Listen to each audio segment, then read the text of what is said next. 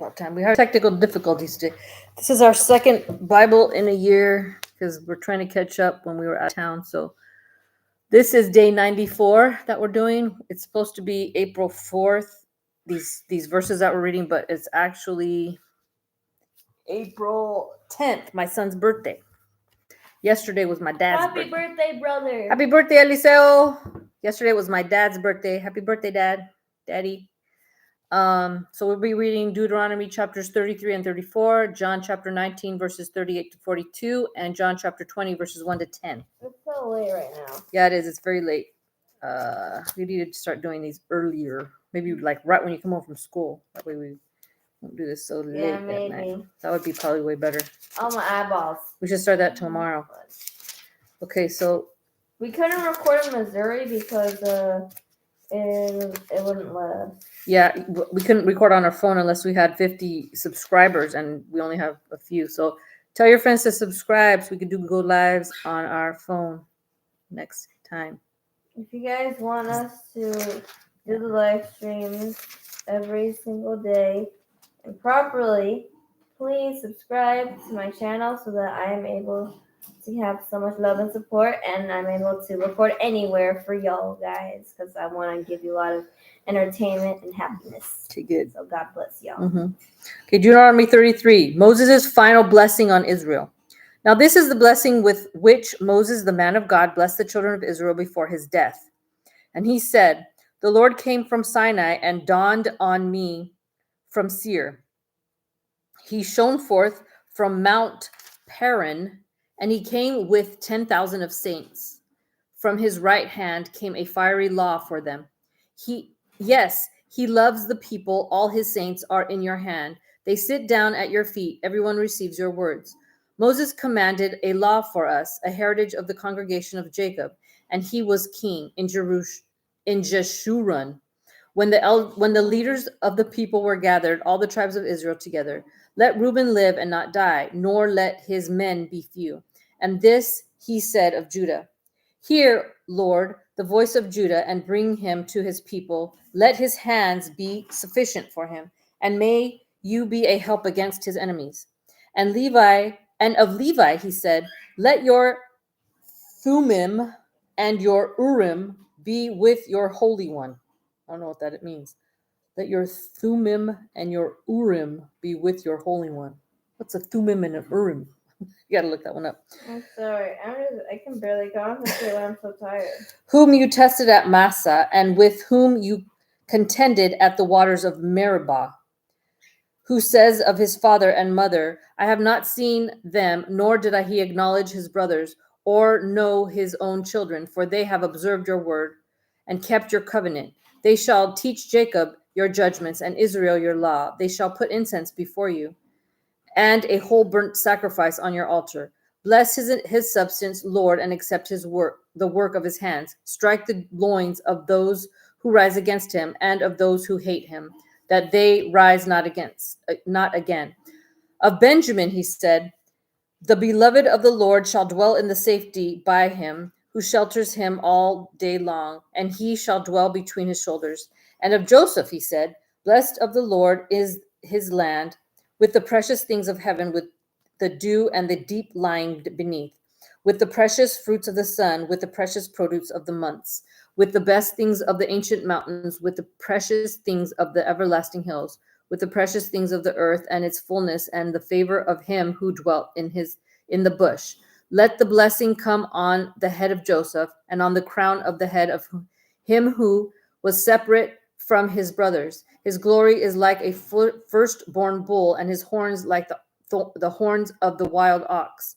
Together with them he shall push the peoples to the ends of the earth. They are the 10,000s of Ephraim, and they are the thousands of Manasseh. And the Zebulun, he said, and of Zebulun, he said, rejoice, Zebulun, in your going out, and Issachar is your tents. They shall call the peoples to the mountain. There they shall offer sacrifices of righteous, for they shall partake of the abundance of the seas and of treasures hidden in the sand. And of Gad, he said, blessed is he who enlarges Gad. He dwells as a lion and tears the arm and the crown of his head. He provided the first part for himself because a lawgiver's portion was reserved there. He came with the heads of the people. He administered the justice of the Lord and his judgments with Israel. And of Dan, he said, Dan is a lion's whelp. He shall leap from Bashan. And of Naphtali, he said, O Naphtali, satisfied with favor and full of the blessing of the Lord, possess the west and the south. And of Asher, he said, Asher is most blessed of sons. Let him be favored by his brothers, and let him dip his foot in oil. Your sandals shall be iron and bronze. As your days, so shall your strength be. There is no one like the God of Jeshurun, who rides the heavens to help you, and in his excellency on the clouds, the eternal God is your refuge, and underneath are the everlasting arms. He will He will thrust out the enemy from before you and will say, Destroy. Then Israel shall dwell in safety, the fountain of Jacob alone in the land of grain and new wine. His heavens shall also drop dew. Happy are you, O Israel, who is like you, a people saved by the Lord, the shield of your help and the sword of your majesty. Your enemies shall submit to you, and you shall tread down their high places. Oh, that's nice. So that's Deuteronomy 33. Now we're doing Deuteronomy 34. Deuteronomy 34 is the last chapter of the book of Deuteronomy. Moses dies on Mount Nebo. Oh. When Moses went up from the plains of Moab to Mount Nebo, to the top of Pisgah, which is across from Jericho, and the Lord showed him all the land of Gilead as far as Dan, all Naphtali and the land of Ephraim and Manasseh, all the land of Judah as far as the western sea, the south and the plain of the valley of Jericho, the city of palm trees, as far as Zor. Then the Lord said to him, This is a land of which I swore to give Abraham, Isaac, and Jacob, saying, I will give it to your descendants. I have caused you to see it with your eyes, but you shall not cross over there. So Moses, a servant of the Lord, died there in the land of Moab, according to the word of the Lord. And he buried him in a valley in the land of Moab, opposite Beth Peor.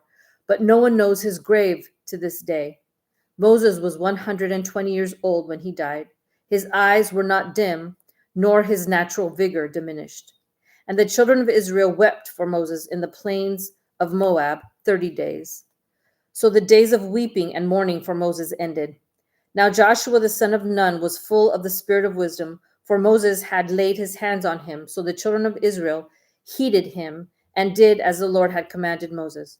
But since then there has not arisen in Israel a prophet like Moses, whom the Lord knew face to face.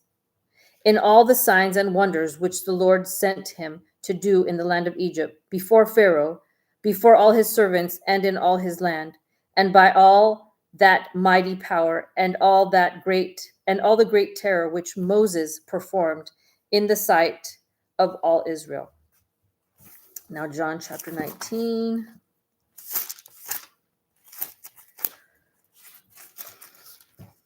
Verses 38 to 42.